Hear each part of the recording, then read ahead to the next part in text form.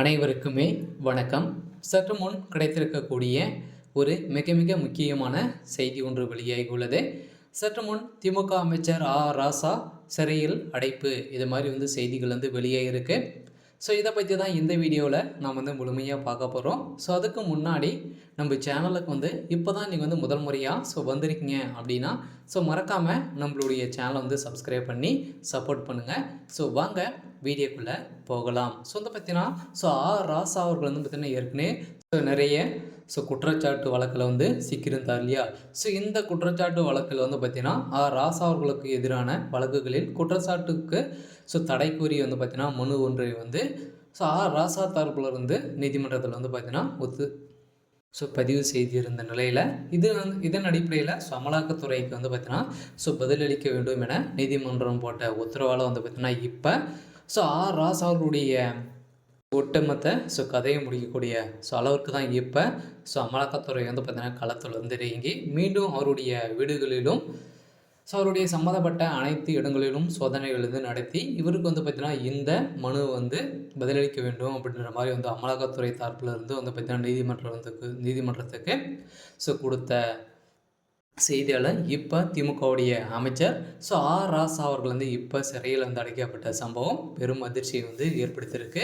இருந்தாலும் ஏற்கனவே திமுக அமைச்சர் ராசாவிற்கு எதிரான சட்டத்துக்கு விரோதமான பண பரிமாற்ற தடை சட்ட வழக்கில் குற்றச்சாட்டு பதிவு உள்ளிட்ட நடவடிக்கைகளை தொடங்க தடை கோரி தாக்கல் செய்யப்பட்ட மனுவுக்கு பதிலளிக்க வேண்டும் என அமலாக்கத்துறைக்கு சென்னை சிபிஐ சிறப்பு நீதிமன்றம் உத்தரவிட்டு இருந்த நிலையில் திமுகவை சேர்ந்த முன்னாள் அமைச்சரும் தற்போதைய நீலகிரி மக்களவை உறுப்பினருமான ராசா வருமானத்திற்கு அதிகமாக ரூபாய் 5.1 கோடி 53 லட்சத்துக்கு அளவுக்கு அதிகமாக சொத்து சேர்த்ததாக பார்த்தீங்கன்னா குற்றச்சாட்டி வந்திருந்த நிலையில் கடந்த 2015ஆம் ஆண்டு சிபிஐ வழக்கு பதிவு செய்தது.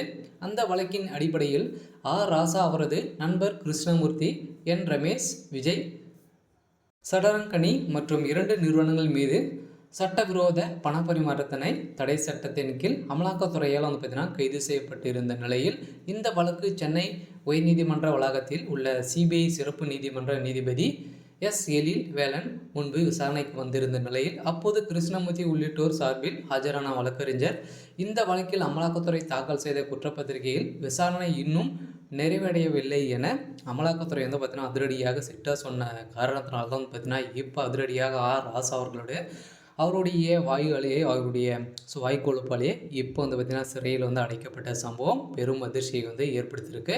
இருந்தாலும் ராசா அவர்கள் ஏற்கனவே சனாதன வழக்கில் நிறைய விஷயங்கள் சிக்கிய சம்பவத்தினால பார்த்திங்கன்னா அவரை போலீஸார் அடித்து இழுத்து செல்லப்பட்ட சம்பவம் பெரும் அதிர்ச்சியை ஏற்படுத்தியிருந்தது.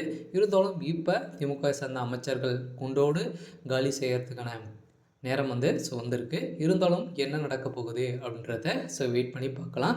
இது மாதிரி செய்திகளை தெரிஞ்சுக்கணும் அப்படின்னா மறக்காமல் நம்மளுடைய சேனலை சப்ஸ்கிரைப் பண்ணிக்கோங்க. தேங்க்யூ.